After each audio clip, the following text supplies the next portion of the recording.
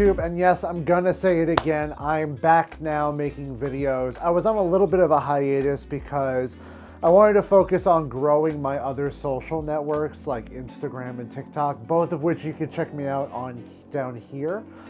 Please follow me. I put a lot of great photos up there, and you know, the videos I make on there are really fun and important to me, so I would love to connect with people on there, so follow me. Another big thing that is something I've been working on for so many years now, that I finally have the ability to finally say I have it, is my own private studio. And I'm gonna be doing a whole video on like everything about the studio, like what equipment we have in there, who's using it, who it's meant for. I'm using it primarily, but I do have a business partner with it, but we're also renting it out to photographers, videographers, actors, cinematographers, dancers, you name it in the tri-state area. Anybody can come here and use it. We're on PeerSpace. The studio is called Orchid House Studios. It's orchidhousestudios.com. You can actually also check that link below.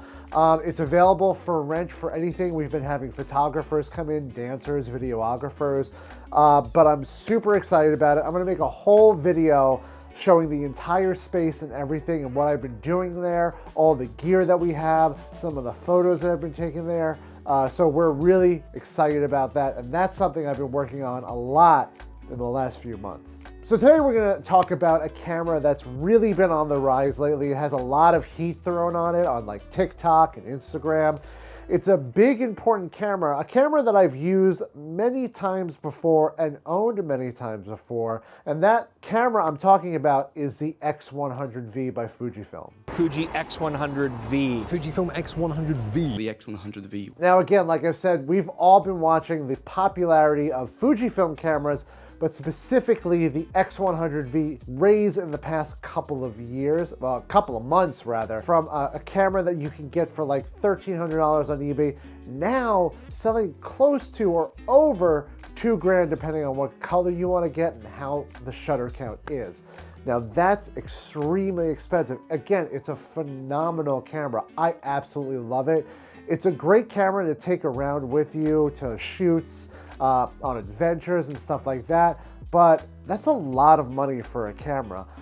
And I want to go over the reason why I think it's like that and the alternative that I've found that works for me, not everybody, and something I really like that's at a better price point. First, let's talk about film. So in the past few months, and recently, film has skyrocketed again. Back in 2019, before the pandemic, film was at a generally decent price because a lot of people weren't shooting it. But since the pandemic and the rise of film photography, prices have skyrocketed. Now it's like $100 to buy a box of Portra, which is just like mind-blowing compared to what it was a few years ago. Hell, even a few months ago. And it's getting really hard for people to shoot film. I still shoot film. I just went to LA for 2 weeks and shot primarily film at Disneyland, again, all around California. And you know, I love shooting film in vacation mode and in like creative mode. I mean, I still have a box and refrigerator filled with film. It's all of this film. I got, you know, portrait in here and everything. It's all filled up in there. But with the rise of that, people are looking for alternatives to shooting film. And that's why Fujifilm has been seeing such popularity lately, especially the Fuji X100V. And the reason for the Fuji X100V is two reasons. One, it's super portable, has everything you need in there, a sharp lens, fast processor, flash on it, but it also has gotten the hype lately on TikTok and Instagram. And this is one of those cameras that really has outgrown itself, and the hype has just made it even bigger. But I want to challenge people right now and say, you don't need the X100V to get that Fujifilm digital film analog feel and look. We all know about presets and LUTs and Lightroom presets and profiles and everything like that. But there's other cameras out there like the Fuji X-E4 that's an interchangeable lens camera that you can absolutely get a lens like this for. This is their 27 2.8 lens, basically identical to the one you would have on the Fuji X100V, except you can change it out with other lenses. But also I want to talk about something else that a lot of people are using now instead of film, and also people that don't want to buy an X100V for $2,000, and that is Digicam. These little cameras that we all had back in the early, mid, and late 2000s. This is a Nikon Coolpix S3500 20 megapixel, which back in the 2000s was a lot to have in a little camera like this.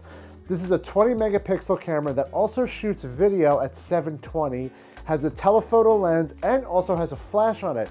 I mean, like honestly, it's seen better days. I mean, the lens is kind of broken. I got all this like grip tape on it so I can hold it with like gloves on and hold it better in portrait mode. But it's a fantastic little camera, and this thing only cost me $40. I have a really good friend out in LA. Her Instagram channel, which I'm gonna link below, is 1 month, 2 cameras. She raves and takes incredible photos on digicams and absolutely loves them. And she was a big inspiration for this video, so shout out to 1 month, 2 cameras. I appreciate you.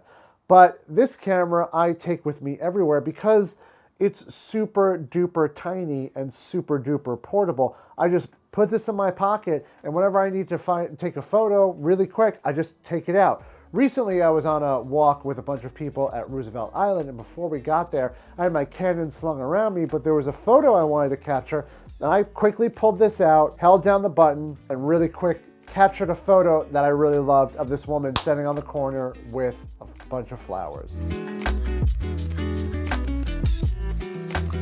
I'm not saying you couldn't get that with the Fuji X100V or another camera, but like just being able to pull this out of my pocket and take that photo right away was super beneficial. And I mean, it gives you that analog digital kind of film look because the sensors in here are pretty old, and they have the color representation of that time period when they were made, which was in the 2000s.